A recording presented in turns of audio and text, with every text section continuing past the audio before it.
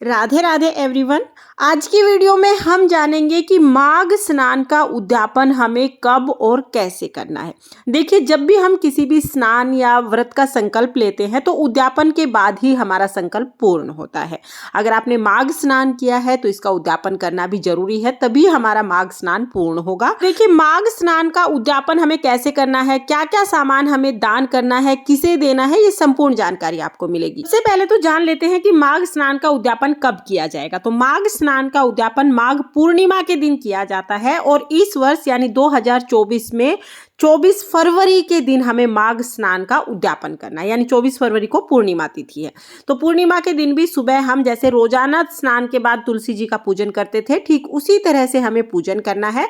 पूजन जब हम करेंगे उसी टाइम पर हम उद्यापन का सामान भी साथ में ही ले लेंगे। तो उद्यापन के लिए हमें क्या क्या सामान चाहिए, चलिए मैं वो सामान आपको दिखा देती हूँ। देखिए, माघ स्नान के उद्यापन के लिए हम पंडित और पंडिताइन दोनों के लिए कपड़े लेते हैं।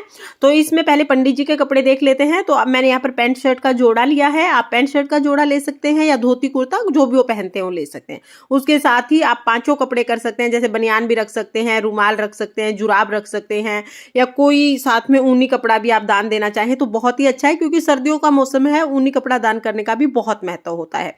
तो आप अपनी सामर्थ्य के अनुसार या तो 5 कपड़े कर लीजिए, या तो आप सिर्फ पैंट शर्ट का जोड़ा देंगे तो इतना भी काफी है। यानी पंडित जी के हमें कपड़े जरूर देने हैं। इसके साथ ही हम जनेऊ ले आएंगे, तो आप एक जनेऊ जरूर ले आएं। पंडित जी के लिए हमें जनेऊ दे देना है और साथ में ही हम यथासंभव दक्षिणा दे देंगे। तो दक्षिणा हम दे देंगे। और जब माघ स्नान का उद्यापन करते हैं ना, तो चप्पल जूते जरूर हम दान करते हैं। तो आप चाहें तो आप चप्पल दान कर सकते हैं, पंडित जी के लिए चप्पल ला सकते हैं, या फिर आप जूते भी ला सकते हैं। तो ये सारा सामान है जो हमें पंडित जी को देना है। तो भगवान विष्णु के निमित्त हम ये सारा सामान पंडित जी को दे देंगे। और अब हम पंडिताइन के लिए देख लेते हैं कि क्या क्या सामान चाहिए।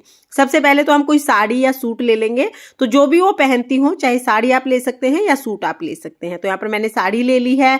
कोई भी ऊनी कपड़ा आप ले सकते हैं। तो मैंने यहाँ पर शॉल लिया है, आप शॉल, जर्सी, कोई भी ऊनी कपड़ा ले लीजिए।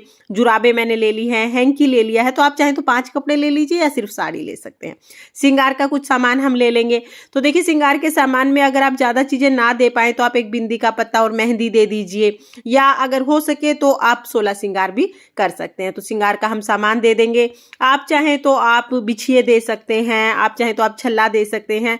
श्रृंगार का जो सामान है वो आप अपने सामर्थ्य के अनुसार दे दीजिएगा। तो यहाँ पर देखिए, मैंने बिछिए भी दिए हैं, क्योंकि चांदी का दान बहुत शुभ माना जाता है। तो आप अगर चांदी दान करना चाहते हैं तो आप बिछिए दे सकते हैं, और अगर आप बिछिए ना देना चाहें तो कोई बात नहीं, आप सिर्फ श्रृंगार का सामान दे दीजिए। दक्षिणा हमें जरूर देनी है, तो यहाँ दक्षिणा हम रख लेंगे। और पंडिताइन के लिए भी हम जूते चप्पल ले लेंगे। तो ये सारा सामान हमें ले लेना है। मैं आपको फिर बता देती हूँ कि इतना सामान अगर हो सके तो आप जरूर ले, लेकिन अगर आप इतना सामान ना भी ले पाए तो सिर्फ पंडित पंडिताइन के कपड़े भी आप ले सकते हैं। यानी दोनों के लिए कोई ना कोई कपड़े हमें जरूर लेने हैं, और हो सके तो आप ये सारा सामान लीजिएगा। साथ में ही हमें लोटा जरूर लेना है, क्योंकि हमने स्नान किया है। और जब हम स्नान का उद्यापन करते हैं ना, किसी भी स्नान का, चाहे कार्तिक स्नान हो चाहे माघ स्नान हो, तो लोटा हम जरूर दान देते हैं। आप पीतल का, तांबे का, स्टील का, कोई भी लोटा ले सकते हैं। साथ में हमें खाने का सामान देना है। तो तिल आप जरूर दीजिएगा, क्योंकि माघ स्नान में तिल दान का बहुत महत्व है। तो तिल हमें जरूर लेने हैं। आप 1 किलो तिल ले सकते हैं, 5 किलो ले सकते हैं, 1 कटोरी ले सकते हैं, क्वांटिटी आप कितनी भी ले सकते हैं। तिल के साथ साथ हमें गुड़ भी जरूर लेना है।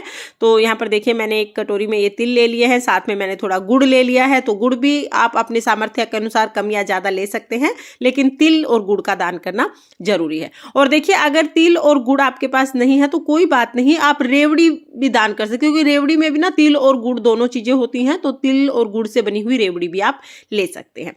तो ये चीजें हमें दान करनी है।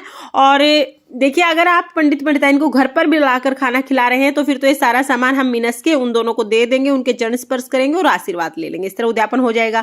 लेकिन अगर घर पर नहीं बुला पा रहे हैं, आपको उनके घर खाना भिजवाना है, तो फिर आप क्या करेंगे, कोई भी सूखा सामान आप खाने का भिजवा सकते हैं। जैसे आप मिठाई, लड्डू भिजवा सकते हैं, या फिर आप बर्फी भिजवा सकते हैं, मट्ठी भिजवा सकते हैं। कोई भी, जैसे 4-4 लड्डू आपने भिजवा दिए, 4-4 मट्ठी भिजवा दी, कोई भी खाने का सामान आप भिजवा सकते हैं। तो इस तरह से हम उद्यापन करते हैं। और मैं आपको एक बार फिर बता देती हूँ कि दान हमेशा अपने सामर्थ्य के अनुसार किया जाता है। अगर आप इतना कर सकते हैं तो बहुत अच्छी बात है, आपको इतना करना चाहिए। लेकिन अगर आप इतना नहीं कर पा रहे हैं तो फिर आपको परेशान नहीं होना चाहिए। जितना आपसे हो सके उतना आप दान कीजिए। इतना जरूर है कि हमें पंडित और पंडिताइन दोनों के लिए दान देना है।